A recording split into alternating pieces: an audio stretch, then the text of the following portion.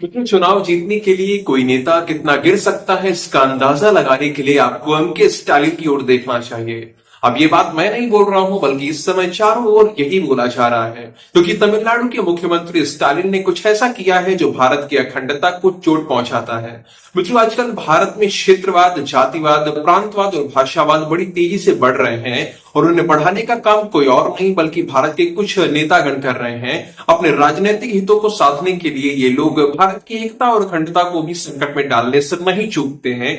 इन्हें ये तक नहीं पता कि अगर भारत की अखंडता पर आंच आई तो ये लोग राजनीति कहां करेंगे। मित्रों, अभी भी हुआ यह है कि 14 मार्च को तमिलनाडु विधानसभा में पेश किए गए बजट में रुपए के आधिकारिक चिन्ह को परिवर्तित कर दिया गया है। अब इस परिवर्तन का उद्देश्य तमिलनाडु की अर्थव्यवस्था में सुधार नहीं बल्कि हिंदी के प्रति उनकी घृणा है, क्योंकि उनके पास अब तमिलनाडु वासियों को देने के लिए कुछ शेष नहीं बचा है। इसीलिए वो भाषावाद और प्रांतवाद फैला रहे हैं। आप खुद सोचिए कि जिस व्यक्ति का खुद का नाम तमिल भाषा में नहीं है, जिसका नाम यूएसएसआर के तानाशाह स्टालिन के नाम पर रखा गया हो, वो व्यक्ति तमिल भाषा की बात कर रहा है।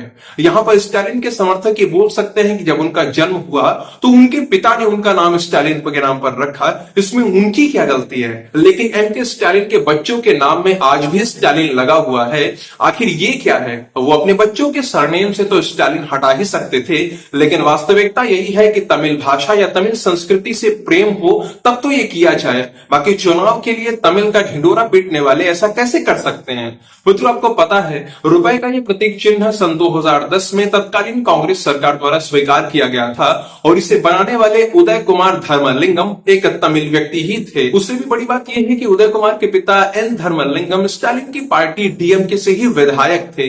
मतलब कि डीएमके के विधायक की बेटी द्वारा बनाए गए सिंबल को, जिसे कि डीएमके के समर्थन से ही चल रही केंद्र सरकार द्वारा स्वीकार किया गया था, उसे ही आज हटाने का प्रयास चल रहा है। तो ये स्पष्ट रूप से बताता है कि यह विशुद्ध रूप से चुनाव जीतने के लिए फैलाई जा रही घृणा के अतिरिक्त और कुछ नहीं है। डीएमके का कहना है कि केंद्र सरकार द्वारा हिंदी को थोपा जा रहा है, और इसी के प्रत्युत्तर में वो हर जगह से देवनागरी को हटाने का प्रयास कर रहे हैं। इसीलिए रुपए के प्रतीक से देवनागरी के अक्षर रा को हटाकर तमिल अक्षर से बदल दिया गया है। मित्रों, ऐसा पहली बार नहीं है कि डीएमके की ओर से हिंदी का अपमान किया गया है। ऐसा वर्षों से लगातार होता आ रहा है। कभी उत्तर भारतीयों को अपशब्द बोले जाते हैं, कभी हिंदी भाषियों को अपमानित किया जाता है, यहाँ तक कि हिंदी में लिखे गए साइन बोर्ड को तोड़ना, उन पर काली पोतना, ये काम भी लगातार होते हुए दिखाई देते हैं। अब इन सबको प्रत्युत्तर देते हुए आंध्र प्रदेश के उप मुख्यमंत्री और जनसेना पार्टी के अध्यक्ष पवन कल्याण जी ने एक बहुत बड़ा बयान दिया है। अपनी पार्टी के स्थापना दिवस पर बोलते हुए उन्होंने हिंदी विरोध को पाखंड कह दिया।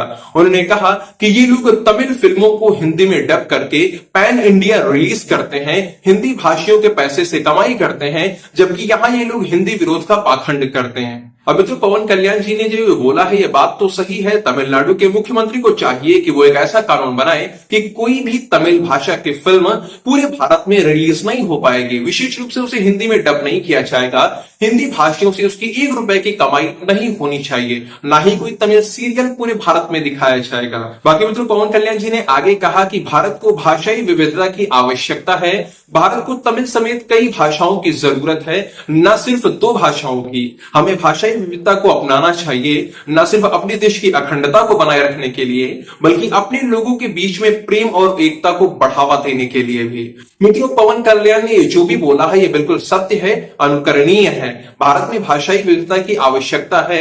हमें उस स्थिति तक पहुंचने की आवश्यकता है जहां पर हम सभी लोग आपस में बात करने के लिए अंग्रेजी जैसे विदेशी भाषा का प्रयोग करने के बजाय अपनी भाषाओं से ही एक दूसरे से बात कर सके। सभी हिंदी भाषियों को दक्षिण भारत या पूर्वोत्तर भारत की कम से कम 1 या 2 भाषाओं को सीखना चाहिए। उसी तरह से दक्षिण और पूर्वोत्तर भारत के लिए भी ये जरूरी है कि वो सब हिंदी का सम्मान करें। बाकी मित्रों, इस पूरी विषय को आप कैसे देखते हैं, और रुपए के प्रतीक चिन्ह पर जो विवाद खड़ा हुआ है इस पर आपके क्या विचार हैं, वो आप कमेंट सेक्शन में लिखकर बता सकते हैं।